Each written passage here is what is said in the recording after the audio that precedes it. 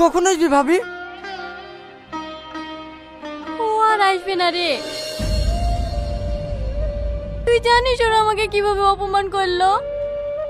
তোর গিফটটা হাতে দিতে অমনি আজের মেরে গিফটটা ভেঙে ফেললো। তারপর ওর মাকে ডেকে তুই মা বেটিতে মুখে যা আসলো তাই বলে অপমান করলো। আমি অনেক বোঝানোর চেষ্টা করেছি রে ভাই, ও আমার কোনো কথা শুনেনি। ও তোমাকে অপমান করেছে? দাঁড়াও, আমি যাচ্ছি। আমার দিব্যি, তুই ওর সাথে কোনো ঝামেলা করবি নি।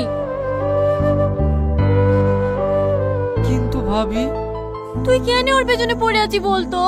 প্রধানের মেয়ে কি দেখতে খারাপ? তোর লেগে আজ বাড়িতে 3-4 দিন ধরে অশান্তি, মা এক গ্লাস পানি পর্যন্ত খায়নি। তুই কেন মানুষগুলাকে এভাবে কষ্ট দিচ্ছি বলতো? প্রধানের মেয়ের সাথে বিয়ে করলে তোমরা খুশি তো? যাও, বিয়ের দিন ঠিক করো।